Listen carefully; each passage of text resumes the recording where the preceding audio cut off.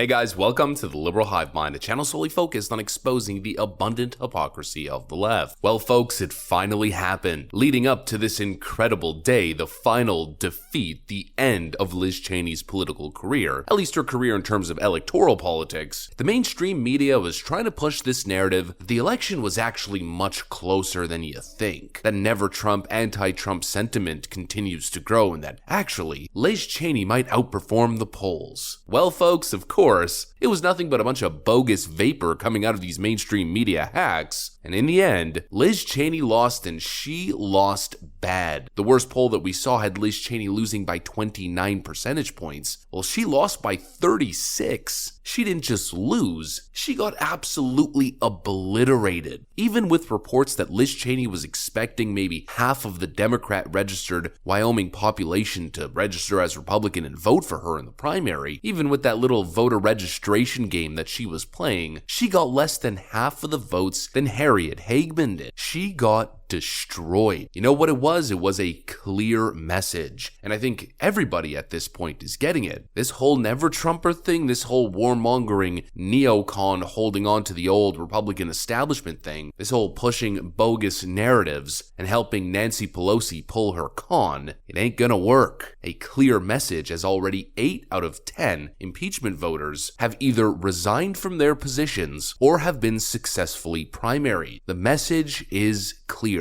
across the board. But see, here's the thing. Everybody gets the message, except for, well, Liz Cheney and the mainstream media. There's only one way to describe it, folks. Delusion, and specifically for Liz Cheney, it's probably delusions of grandeur. Let me show you guys exactly what I mean by that with a couple examples here, and let's rejoice in the end of the Cheney political dynasty. I mean, just think about it. The last elected Bush just got primaried in the state of Texas. I mean, for Pete's sakes, a Bush losing in Texas, and now there's no more Cheneys left. The old establishment Republican guard, the neocon guard, is no more, and we're gonna talk about it. I got some stuff to show you guys, so let's roll the tape. Alright folks, so Liz Cheney officially loses. Harriet Hagman officially getting 113,000 votes with over 95% reporting, and Liz Cheney getting a mere 49.3 thousand votes. Less than half, significantly less than half, winning only 28.9%, and that's including Democrats that switched over to vote for her. Harriet Hagman winning 66.3. She's actually up since the last time I checked, not only leading by 36%, but rather leading by a little bit over than 37, a nearly 40% lead. Like I told you guys, that's just not losing. That's a crushing defeat, and even beyond that, that's a message being sent. The mainstream media was actually telling you that it was going to be closer than expected. Are they out of their minds? It's like I kept saying, folks. Liz Cheney could get every single Democrat in the state of Wyoming to vote for her, and she would still lose by double digits. I mean, for Pete's sakes, take a look at the Democrat primary. Only 7,200 Democrat votes in the entire state. Now, of course, a good chunk of them switched over to the Republican Party just to vote for Liz. And of course, probably a bunch of them stayed home because what's the point of voting Democrat in the state of Wyoming? But nonetheless, it puts it into perspective. If you were actually paying attention here, Liz Cheney didn't stand a chance. And polls that were showing that Liz Cheney was within striking distance or only losing by 22% were never realistic. We understood the sentiment here, and it materialized itself in the vote. Like I said, the people sent a message, and we get it.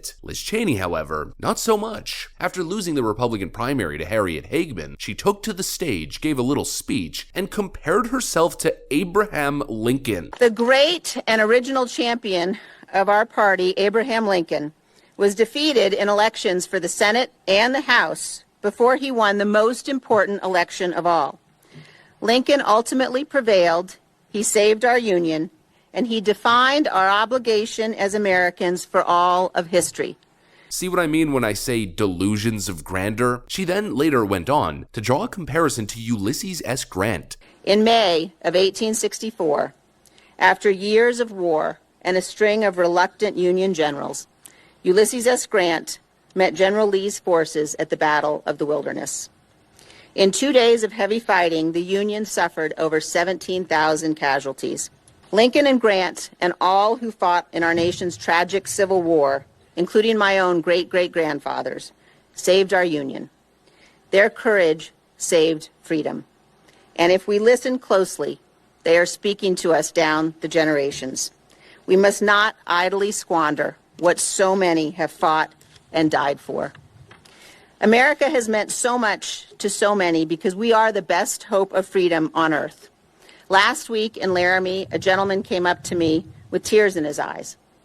"I'm not an American," he said, "but my children." I mean, who does this person think she is? I mean, seriously. Abraham Lincoln, and drawing comparisons to the Civil War and the battle that was fought, this person is a nutcase. Yes, lying Liz Cheney, the person who totally betrayed her voters and went on this imaginary crusade against crimes that never actually happened, and even went to the extent of promoting false testimony as fact in front of millions upon millions of people. She still to this day mentions Cassidy Hutchinson's claims in front of the January 6th hearing as a credible to be believed story. We're talking about a totally corrupt, selfish, deep state insider going to whatever lengths necessary to preserve the power and influence of the Bush-Cheney political dynasty, a corrupt political family of warmongers, and you compare yourself to Abraham Lincoln and Ulysses S. Grant? Like I said, folks, 2 words: nutcase. And using that Abraham Lincoln comparison to, I guess, allude to the fact that she's thinking of running for president, which of course the nutcases in the media are running wild with that narrative. We got this piece from Newsweek: Liz Cheney primary loss could be her biggest 2024 boost yet. Experts. Who are these experts? Once again, 2 words, folks, not experts. Nutcases. It's over for Liz Cheney. She doesn't even exist. In fact, no one ever paid any attention to her until she became the liberal media's best friend and Nancy Pelosi's co-conspirator. If it wasn't for the media constantly shoving her in our faces, if it wasn't for the media using her as a useful tool to promote their divisive, destructive narrative, then Liz Cheney basically wouldn't exist. In other words, Liz Cheney is just another anti-Trump grifter. Folks, the grift is over. She's claiming that the battle has just begun or she's just getting started. But of course, folks, we know it's over. Her career is over. At least her career in electoral politics.